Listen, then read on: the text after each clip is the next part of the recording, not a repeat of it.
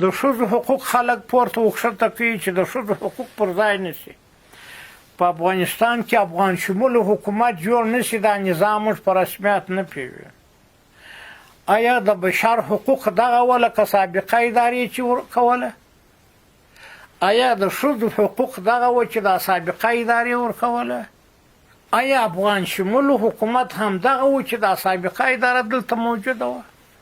خو الحمدلله د ښځو حقوق خو امارت ورکړله، د ښځو عفت یې خوندي کړي، عزت یې خوندي کړي، ابرو یې ورخوندي کړله. هېڅوک دونه نر په ټول افغانستان کې نشته چې یو ښځې ته په بد نظر وګوري. تعلیم مادي د ښځو اوس هم په افغانستان کې تر ډېره حده پورې روان دی، شروع دی. امید شته چې نور به هم دغه د تعلیم زمینه برابر شي په هغه چوکاټ او په هغه طریقه او هغه تعلیم چې هغه د الله جل جلاله یې د خپلو بندګانو څخه غواړي. پر مسلمان خو که ښځې وي که نر وي تعلیم پر فرض دی، خو دا فرق یې شته چې هغه تعلیم چې الله جل جلاله یې د دې بنده څخه غواړي چې هغه شرعي علوم دي دا پر فرض دي، او نور علوم چې وي هغه خو کوم وخت ورته پیدا شي او موقع برابره وي، مشکل نه وي، هر څوک کولی شي چې تر خپل وس او طاقته پورې علم وکړي چې نور مشکلات نه وي ورسره. ښځې الحمدلله په امن کې دي، امن به د دوی مهم وي. په سابقه نظام کې موږ ورته چې دا حالات لیدل، په نظام کې بیا کار کوو په ادارو کې هلته به مشکل ورته پیښ شو. آیا دغه یو حقوق دي؟ اوس الحمدلله په هر ځای کې که راوځي، که یو ځای ته تعلیم ته ځي، که په یو شهد چې کار کوي، که د هغه شي راوځي، که کار خدمت کوي د بچیانو دغه کوي، په ټولو ځایو کې محفوظ ده، په امن کې ده. امید شته چې دا نور حقوق چې څه کمزوري هغه به هم د دوی حقوق په هر ځای کې ورکول شي، په هر بخش کې چې وي چې الله یې ورکړي، نبي علیه السلام ورکړي، شریعت مقدس ورکړي. امارت خو به کله داسې کوي چې الله ورکړي حقوق به هغه ځینې راګرځي، او هغه کومه خارجي پالیسي چې د امارت ته معلومات په دې هکله هم تاسو ته درکړم. الحمدلله موږ ټوله دنیا ته دا ویلي دي چې موږ هر چا ته اطمینان ورکوو چې زموږ سره دا پالیسي ګر سره موجوده نه ده چې موږ د بل چا په امورو کې مداخله وکړو. هېڅ دا خبره زموږ په نظام کې مطرح نه ده. ما په یوه مجلس کې د یوه مشره صدقه صدا نه دي اورېدلي چې ته یې راسئ سرکښینو یو ترتیب جوړ کړو د یو چا په داخلي چارو کې مداخله وکړو، یا هلته بې امنیتي ورته راولو، یا هلته تکلیف ورته پېښ کړو. که ګاونډیان دي او که د دغه سوا خواته نور مملکتونه دي. زموږ پالیسي دا داسې نه دی چې خدای نه کرده په خوله موږ داسې وایو او په عمل کې بیا داسې نه دی. موږ نه غواړو چې د چا په داخلي چارو کې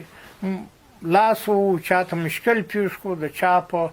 کور کې بد امني راولو. موږ خپله په مشکلاتو کې غار کې کوشش کوو چې توان و طاقت مې چې د خپل ولس د دغه عذاب و د دې مسکنت د دې تکلیف څخه وباسو د الله په نصرت سره. د بل چا فکر زموږ سره نشته. زموږ په څنګ کې پراته مملکتونه وي، که د دغه سوا خواته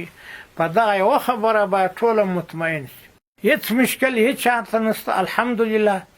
په ټولو ادارو کې هغه مامورین دي، هغه خلک دي، هغه د سابقه وخت خلکو سره چې د دې ګزاره کولی، هېڅ چاته تکلیف نه دی رسېدلی.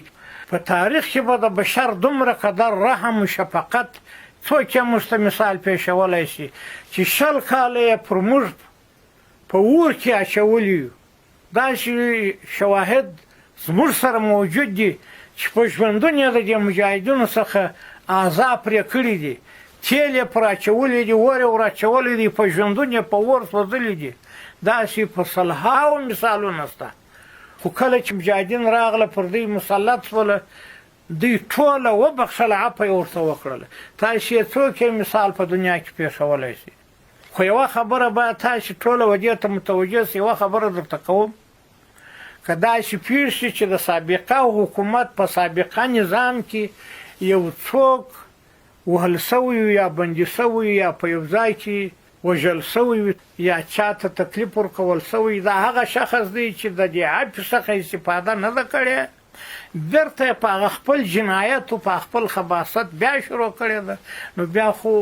در قیامته پورې خدای د دې څه نه دی دغه محفوظ چې بس هغه عفو ده هر څه جنایت خباثت چې دی کوي خود به بیا د دغه جرم سزا به بیا ویني. خصوص والیانو صاحبانو ته ولسوالانو ته د امنیې قومندانانو ته وایم ګوره ورونو تاسې فکر وکړئ دا ولس 20 کاله ته په خپل غېږ کې په خپل کور کې ساتلی څونه ناځواني ده څونه نامردي ده چې دی ستا دروازې ته اوس په شوروزو ولاړې ته دومره موقع ده ته نه ورکوې ده د خپل کور د حرم سرای دروازه ستا پر مخ خلاصه کړې وه د ډېر افسوس دی چې دی اوس تا ته په اوتو په شوروزو ولاړې یو کاغذ یو بغاره ستا در دره نشي در رسولی چې ستا پیرداران دي او ستا چوکیداران دي او ستا زنځیران دي و ټولو قومندانانو ته و ټولو والیانو ته و ټولو قاضیانو صاحبانو ته مو دا قاطع امر دی دا مې هدایت دی ولس دپاره به باید ستاسې دروازې ورته خلاصې وي که مو نه کړې خلاصې قسم مې دي په الله چې ستاسې پر مخ به د الله د رحمت دروازې بندي د دې مسلمانانو خدمت وکړي د مجاهدینو خدمت وکړي د دا ولس خدمت وکړي که مو د دغه لوی نعمت شکر ادا نه کړي که ته هم هغسې په هغه شان چې لکه سابقه خلک شو ته نو څه بهتري پر نورو خلکو لرې چې د الله د نظام ساتنه نه کوې د دې ولس خدمت نه کوې د مجاهد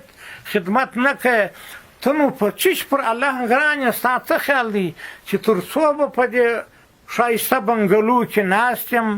تر څو به په دې لوی لوی موټرانو کې ګرځم الله به دې بیا په داسې د قدرت په چپلاخه ووایي الله مو دې وساتي چې بیا به فکر کوو چې دا بیا څه راوسول. ګرانو محترمو مجاهد ولسه چې موږ کابل ته راغلي یو په دې 3 میاشتني دوران کې څو بالا وخت کېږي دغه تشکیلات دغه نظام چې دلته موجود و خلک یې کارپوهان بولي خلک یې دانشمندان بولي خلک یې په سیاستدانان بولي متفکرین یې بولي خو دومره شکېدلی نظام د دنیا په تاریخ کې بیا څوک نه کې پیدا ټوله وزارتونه یې سره شکولي دي یوې خواته بیولی دي بلې خواته بیولی دي د حکومت تقسیم و اشرف غني داسې کړي وه چې ټوله هغه ارګانونه چې څه پیسې پکښې موجودېدلې هغه یې ټوله یوه ځای ته کړي وه بیا هغه ټوله په مالیه پسې تړلې وه مالیه بیا دلته په ار کې بانک ورته جوړ کړی و هغه پیسې به ډایرکټ بیا دې بانک ته راتللې دلته بیا د ده په چک و خطه سره تللې هېچا په دې کې نه حصه درلوده نه مامور په خبر نه امیر په خبر د ده په خطو امضا به تللې او د هغسې به دې ځای ته راتللې نو موږ چې راغلي یو دلته مو دا 2-3 میاشتې تقریبا کېږي مختلفو بخشو کې مو کمیسیونونه ورته تعین کړي دي چې اقتصادي کمیسیون په نامه دی چې پر دې فکر وکړي چې دا زموږ بانکونه د دې مشکلاتو څخه څنګه خلاصي چې ټوله ورځ په دغه کې تجاران ورسره دي کارمندان ورسره دي کارپوهان ورسره دي اقتصاد پوهان ورسره ملګري دي د بیابانه سره هم چې وغواړي د هر چا سره چې په دغه بخش کې مهارت لري د هغه سره په تماس کې دي کوشش کوي چې په څه شکل د دغه بحران سره د زموږ ملت ووځي شپه ورځ په دغه مشکلاتو کې اخته دي. بل مو سیاسي کمیټه جوړه کړې ده چې هغه د سیاسي امور مخ ته بیایي تشکیلاتي کمیټه ده چې دا د امارت تشکیلات و د مامورینو معاشات و دا تشکیلات و چې دا مو الحمدلله تر ډېره وخته حده پورې دغه مشکلات اوس حل شوي دي